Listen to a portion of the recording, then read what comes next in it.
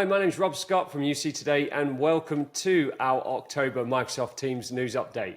So as always, I'm joined by Microsoft Teams expert and co-founder of Empowering Cloud, Tom Arbuthnot, and together we're going to be running through all the latest news with our panel of expert guests this month, and we've got lots to talk about.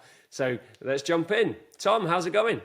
Yeah, it's good, thanks. Yeah, it continues to be busy. So it wasn't, we said last month that normally it's quiet in August and it hasn't been quiet. And yet again, there's a whole bunch of new releases and updates. So even pre-Ignite, which normally Microsoft start pulling stuff back to announce at Ignite, they're still dropping some pretty big announcements. So we've got some good stuff to talk about today.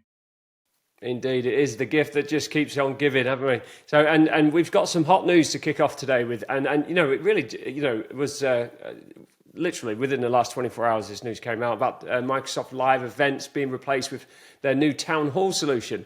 Tell us more. Yeah, this is an exciting one. So you say this news has just dropped publicly, but essentially Microsoft are introducing a new type of meeting called Town Halls. As the name suggests, this is your large-scale internal event, so bringing all hands together, basically. And this will replace what was Teams Live events. So Teams Live events will live on for another 12 months in terms of support. It'll be formally retired September 2024, but all the innovation is going into the Town Hall.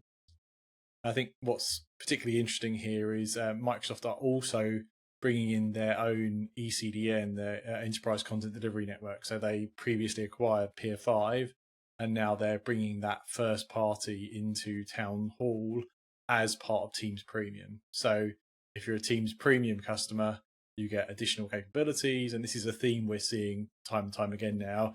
You get some stuff in the base license for Microsoft Teams, but if you want the all the bells and all the whistles, you need to be premium licensed.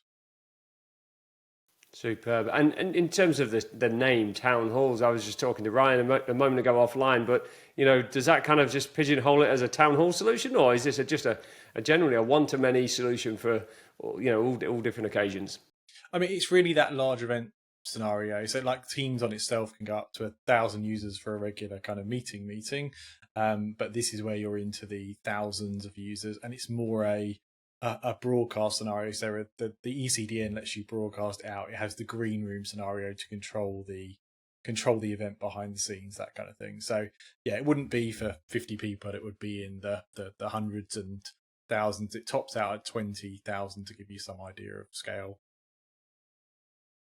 Great stuff. Well, let's jump onto our next news story, which some would say it's even hotter, which was Copilot.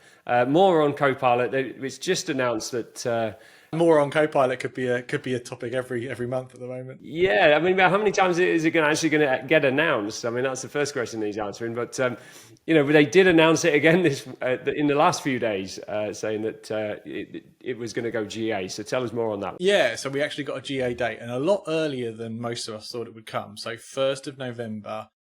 Critical thing being here is there's some gotchas, which is enterprise customers 1st of November. So it's 300 seats and up kind of to get involved, and you have to be enterprise and you have to be commercially direct with Microsoft.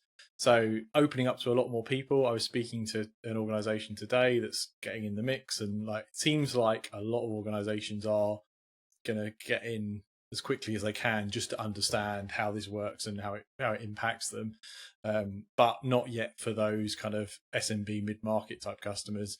And again, interesting that Microsoft's doing this all commercially direct, so there's no option for partners at the moment to resell those licenses. It is just direct. I think that's in the main because they want to control and understand the experience. But it's interesting from a partner point of view that there's a lot of push on partners to get customers ready for Copilot, but commercially they all have to transact direct with Microsoft. It's been interesting to kind of watch the public sentiment as well with Copilot and pricing and all that. I think when it was first announced with pricing, there was some vocal sticker shock commentary out there about that. But I've been kind of surprised because I was also kind of a sticker shock moment for me. I'm like, wow, really? Okay. But I've been surprised to see how much the commentary has kind of warmed up toward it. And I think that as more analysis has gone on and people have done their due diligence in comparing it with other solutions and how much those solutions cost, I think most organizations are coming into a place where they realize it's not going to be for every user, but we're comfortable with kind of where it's landed price wise. So it's interesting to see that evolve over the last month or so. I think the key there, obviously, it's within your 365 data center security, your policies. You're not then going to a third party just because you can save $5. Is it really worth the risk of putting your data in another cloud somewhere else, etc.? So I think, yeah, as you say, it'll be not for everyone, but it'll be for maybe those power users. Yeah, I think you're on it there, Graham. It's a lot of like, well, if we don't do this, we know full well our people are going to use, Google Bard or ChatGPT or Bing Chat Consumer, and the commercial risk of people doing that is quite high. There's safeguarding on all these tools, but like there's a very different level of guarantee about where your data goes in the consumer tools versus the enterprise tools. So if you don't give people the enterprise option, will they go off and just use consumer tools? And the further we get along with this, because I know we had this kind of theoretical conversation about some of the value that Copilot could bring in the day of the life, and maybe save that $30 within the first hour. And I think through demonstration by Microsoft and through some videos showing capability, I think people are getting much more of a grasp of what that could actually look like, and becoming much more confident in their ability for ROIing that $30. And so, yeah, not that it's not going to take some training, and it's not necessarily just turn it on and everything magically happens, but the opportunity that customers can potentially seize seems very clear at this point, and mainstream. But speaking of which, there is some good training showing up out there for Copilot at this stage. They're ahead of the curve on that. So, like you mentioned, there's definitely a curve there, but there's already some good resources I'm seeing surface out on socials and all the other places where that stuff gets shared. They're making sure people are ready to know how to use it. So. Yeah, I was talking to somebody, it's a really good point. I was talking to somebody on the early access program, and they said they felt like it's at the stage where, do you remember on on Google, you used to have to be like clever about operators. So you do like, speech marks and or not, and like you'd really hunt for an article. He said it feels like the AI is at that stage where you have to know how to drive it. Like you have to do a really good prompt, work it out. And his synopsis was like, it will probably get better over time and it will get more accessible. But right now, there's definitely going to be a training uplift for your typical user to get them to get the value out of it. Well, the race is on, but let's move on to the next story. Next one's really interesting as well, I thought, Tom. A little bit more towards the kind of world of extended reality. Microsoft Mesh enters preview in October, and it includes a Microsoft Teams experience. Yeah, this has been a long time coming, this one. So we've talked about this. We've had it. I can't remember, someone might be able to tell me in the call, if it was the Ignite before last. I feel like it was, where Mesh was going to change the world, and it was like everything was going to be Mesh all the time. And then it kind of died down a little bit. And obviously Meta made that big strategic switch to be all in on kind of virtual reality. So this is Microsoft bringing something finally to market. It will be available in public preview in October.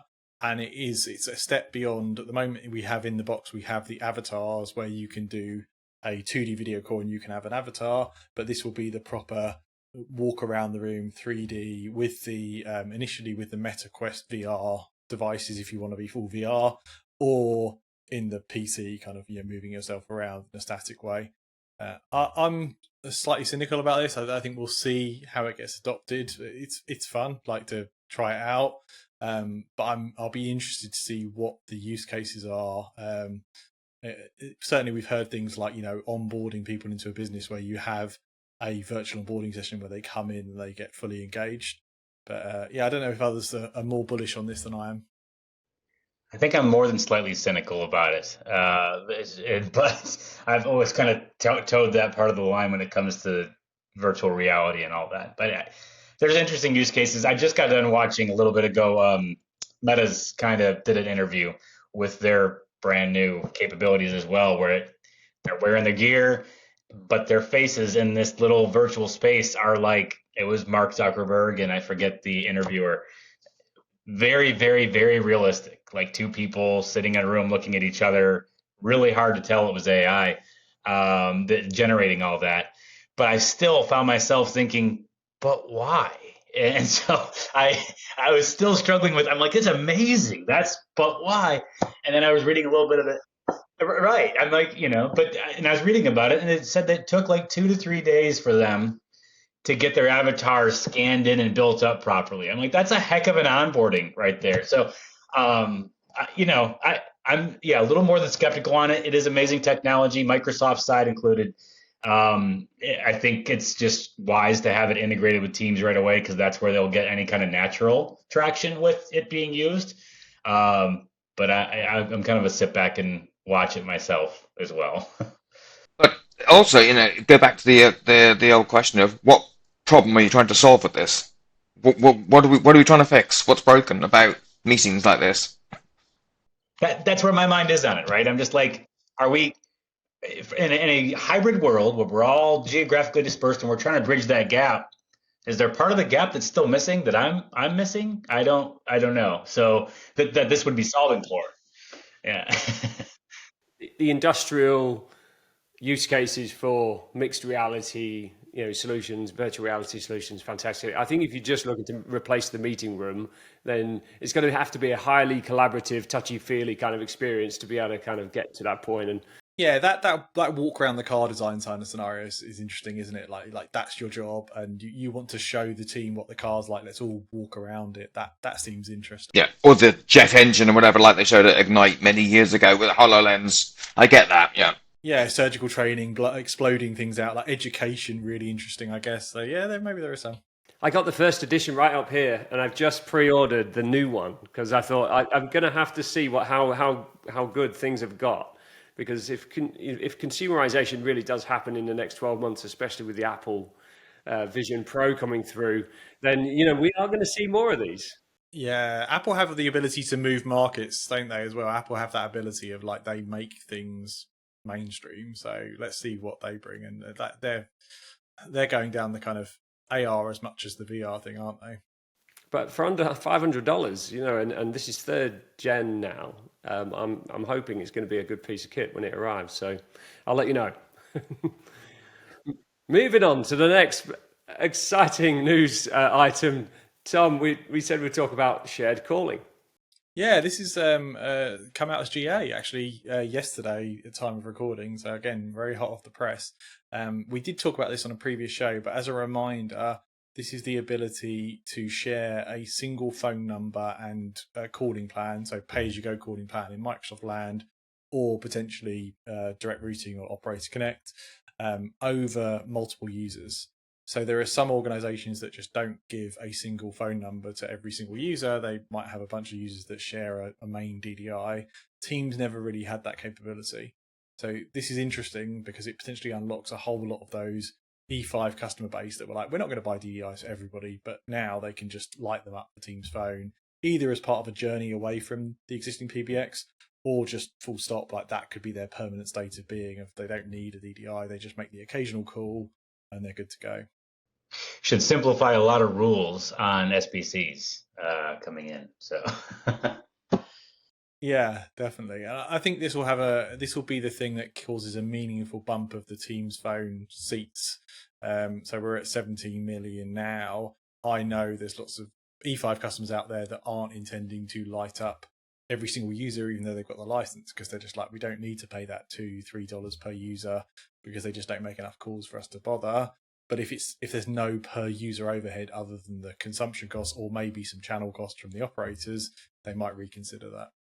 Not quite as exciting as AI and the metaverse and extended reality, Tom. But hey, it solves a. Yeah, we're going to the opposite end of technology now. At least it solves an actual problem that exists, right? So, hats off to Microsoft. Okay, next up, we said we talk about ATAs on Teams SIP Gateway. Yeah. So another old school technology coming to the cloud. So this is analog telephony adapters for those not familiar with the acronym.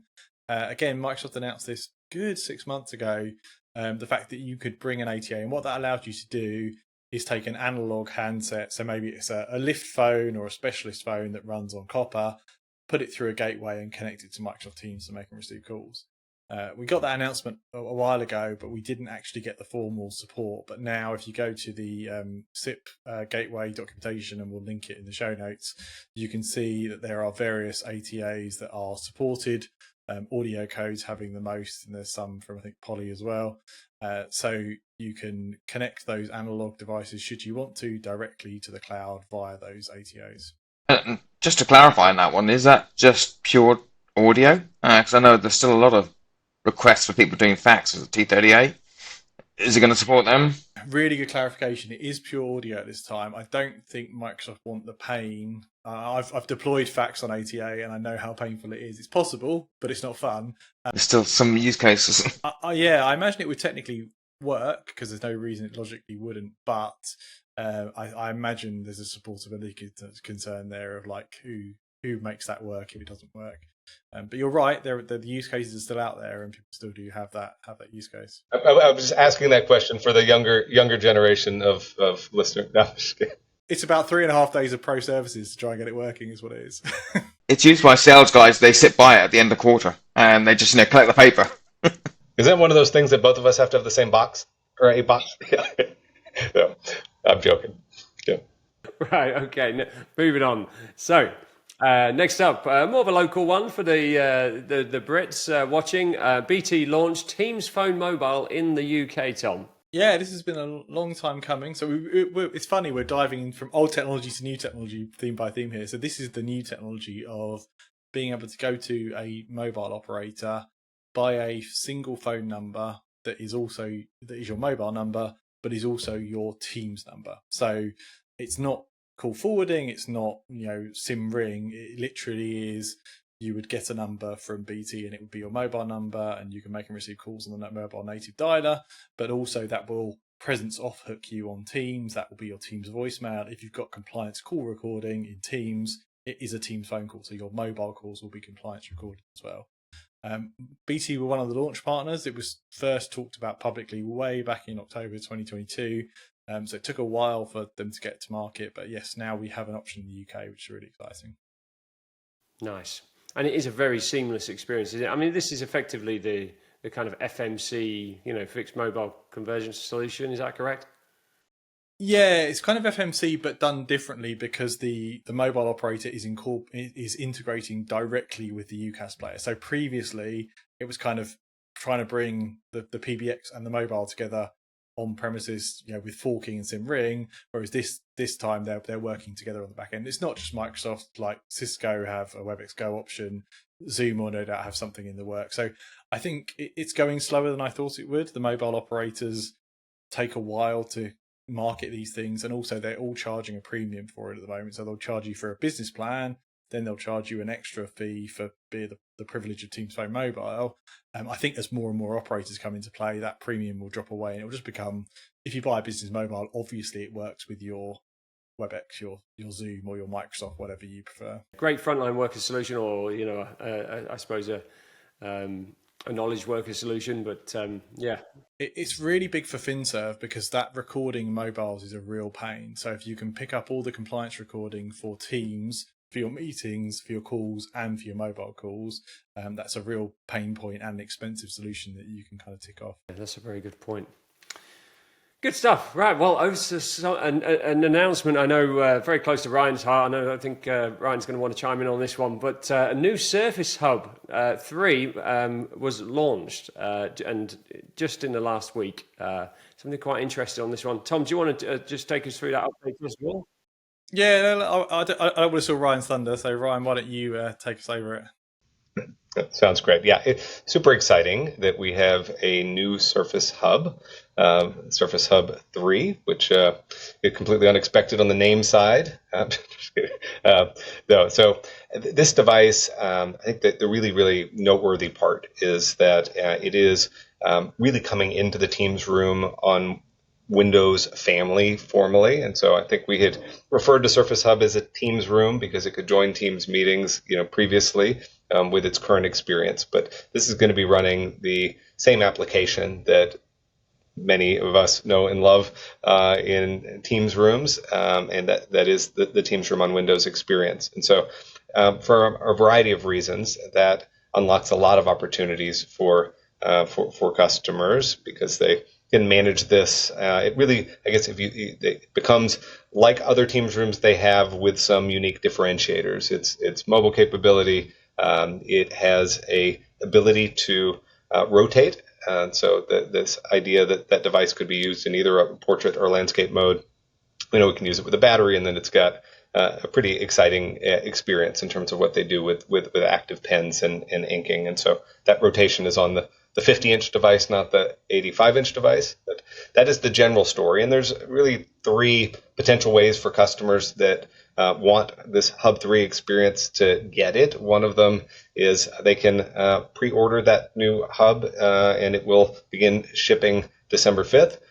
There's also an upgrade pack if they have a Hub 2S that they can upgrade, and that upgrade pack comes with that Teams Room experience preloaded on it. It also physically unlocks the rotation capability, and so that comes. And the third is there is going to be a way to get an upgrade just to the operating experience, the application, and an operating system for existing Hub 2S customers that will come further down the line in the future. And so there'll be a over-the-wire upgrade experience that could be managed and controlled that doesn't involve the rotation side, or that compute cartridge also has some additional compute and memory and capacity. But do you think somebody's going to MacGyver a 3D printed hinge unlock mechanism? Yeah, it's more than actually, even if you were to physically unlock it, it's still not going to rotate. So yeah, I think that side of it. So yeah, I think this is interesting. There is an option. Not all customers have to move to this immediately. If there's something related to the existing experience that they want, they can hold that for a couple more years, and then others may choose to go immediately. And then along with that, there's some interesting features. So you can discussion around a center of table experience for it as well, autopilot, and cloud applications. So all three of these are kind of interesting concepts to think of in conjunction with Surface Hub 3 as a Teams room. And this will be the first Windows MTR board, effectively, because there's lots of good OEM options on the market for boards, but they are the MTR-A variant. So it'll be interesting to see side by side, different price points, different functionality, but what customers go for, and if there's a meaningful reason to, because Surface Hub is more of a premiumly priced device, like is that jump worth it for customers? I don't think they've announced any pricing, have they, for that upgrade module yet? That's not been talked about. The module is $26.99. Yeah, and the Hub 3 50-inch is $94.99, so $500 more than the existing Hub, and the 85-inch Hub is $24.999, I think. Is if you have to ask. I mean, this is set to be a pretty cool piece of equipment in the future, isn't it? Loaded with Copilot in a room with the extras. It's going to be a pretty cool experience. Yeah, so I think there was, during the demonstration, it's a great point, Rob, they showed the Copilot for Microsoft Whiteboard experience. And so this idea of having really capable hardware, and in that particular example, this idea of this kind of ideation where you're looking to just kind of get started, which is a lot of the role of AI is help me kind of get started and organize some ideas or get a discussion going. And so, I think there's some interesting goodness coming to Microsoft Whiteboard with Copilot that, I guess, in fairness, won't just come to Hub, but will come to Microsoft Whiteboard in general. I guess interesting, while we're talking about Surface, we didn't put it on the lineup, but it was interesting to see Panos Panay has jumped over to Amazon to do devices there. So it'd be interesting to see how that impacts. I mean, he was obviously a big driving force behind the whole Surface brand and line of products. It'd be interesting to see what changes there. I doubt it will slow Microsoft's momentum. Yeah, it will be interesting. He was. It's certainly lots going on, and we're really looking forward now to what up and coming Microsoft Ignite. But that's a nice segue into our our events piece, Tom. We've got a few events coming up. It is event season. Microsoft Ignite way out there, but we've got some stuff coming up soon. And what have we got? Yeah, you say Ignite's a little way out there, but we're all looking forward to it. But in the meantime, it's event season. I feel like I'm in a different place every week at the moment. It's all go. So UC Expo next week in London, and that's the big kind of European UC shows. That's 4th and 5th of October. Various sessions there with I'm doing sessions on both days, Microsoft speakers, external speakers, and they're really putting a lot of effort into bring customers in, which I love. Is like proper customer conversation, not just pitch fest all day. So strongly recommend that. Do watch out on the 4th. We're having a train and tube strike in the UK, of course, so that's brilliant for a UC show. But so I imagine it will be more balanced traffic wise between the 4th and the 5th this year, which will be interesting to see. Then we got South Coast Summit, 13th and 14th of October in the UK. So that's another big community conference. Actually, the main day is on a Saturday. So for people that can't go to weekday shows, that's a really good one. Microsoft Envision in the UK, which Satya is actually talking at. So that's really exciting. I've got a seat for that. That was quite hard to get a seat for, apparently. So excited for that one, 18th of October. And for those joining for online events, we've got Caruana Gatimu for Teams Fireside Chat. And she's very plugged in on everything that's going around Microsoft 365 and, of course, Copilot. So 25th of October, we'll be covering lots of Copilot goodness in that session, I think. And Tom, and for anyone looking to tune into Microsoft Ignite, which is, I know, a bit out there right now, but can you actually attend this year, or is it best viewed online? Well, you could, but it's sold out already. So yeah. So it's I can't remember, it was 3,000, 4,000 seat count, but it's all sold out. So you can still attend online, but all the in-person tickets are now gone. Superb. Well, we look forward to that. Well, that is it from us. If you are new to UC Today, subscribe. If you're not, then give us a like or a comment or even a share of this video. It's always appreciated. And if you're a Microsoft Teams fan and you want to be part of the conversation, you can join myself, Tom, and our special guests here on LinkedIn and Twitter, or X, and our social links are in the description. So thanks to Tom, thanks to our guest speakers, and to everyone for joining us. We'll be back again next month. I'm Rob Scott from UC Today. Thanks for watching.